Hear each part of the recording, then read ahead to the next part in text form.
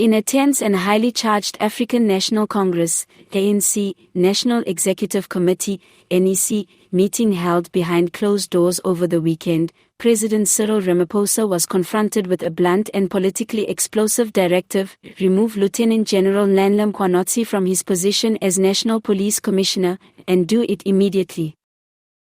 Multiple sources with intimate knowledge of the meeting have confirmed that the call to oust Mkhwanazi was not a gentle suggestion but a coordinated demand from several senior NEC members, many of whom have been growing increasingly frustrated with what they perceive as the Commissioner's uncompromising and politically reckless style of leadership. General Mkhwanazi, known for his straight-talking approach and refusal to bow to political interference, has been at odds with certain political heavyweights for months. His uncompromising crackdown on corruption within the police service and his outspoken criticism of political meddling in law enforcement has ruffled feathers, not only within the ANC but also in powerful provincial structures. Several NEC insiders allege that Mkhwanazi's recent public comments, in which he hinted at high-level political obstruction in criminal investigations, were the final straw for those pushing for his removal.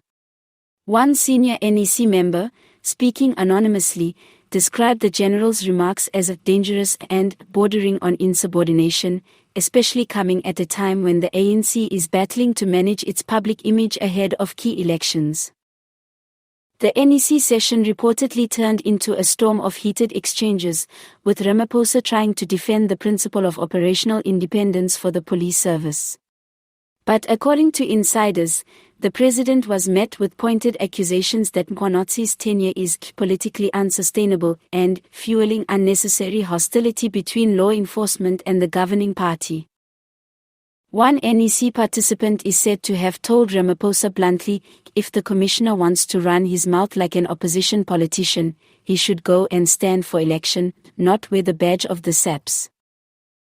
By the end of the meeting, the message was clear: if Ramaphosa does not act to remove Mkhwanazi, he risks further division within the party's top leadership and even potential pushback from provincial strongmen who feel targeted by the commissioner's aggressive policing strategies. While the general has not issued an official statement, sources close to him say he is aware of the mounting political pressure and has privately told allies that he will not compromise the law to protect political interests. Known for his fierce independence, Mkhwanazi has previously weathered attempts to sideline him, but the current pressure appears to be the most severe since his appointment. Those close to him also warn that firing Mkhwanazi could send shockwaves through the SAPS ranks, where he has built a reputation as a reformer unafraid to take on entrenched corruption.